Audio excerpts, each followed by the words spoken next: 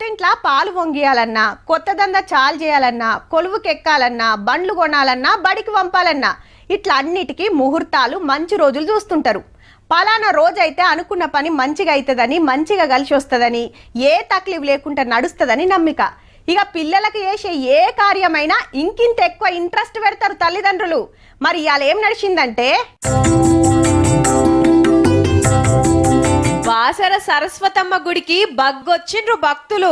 మబ్బులనే దర్శనాల కోసం వస్తే క్యూ లైన్లు మొత్తం నిండినాయి. ఇయాల వసంత పంచమి అంటే అమ్మవారి పుట్టినరోజు. తల్లి దర్శనం చేసుకొని అట్లనే పిల్లలకు అక్షరాలు దిద్దిచ్చిండ్రు.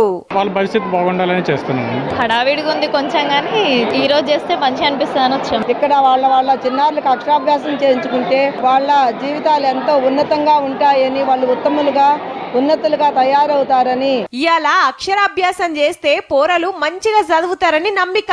పట్నంకెళ్ళి చుట్టుముట్టు జిల్లాలకెళ్ళి ఒక్కపారే వచ్చే వరకు జరంత తిప్పలయింది. ఈడనే కాదు, తెలంగాణ అంతటా ఏడ అమ్మవారి గుళ్ళుంటే ఆడికి పోయొచ్చిండ్రు. పట్నంల సుత అమ్మవారి గుళ్ళ కాడ పలకవట్టిచ్చుడు జోరుగా నడిచింది. ఆడాడ బడిల సుత పిల్లలతోటి అక్షరాలు దిద్దిచ్చిండ్రు.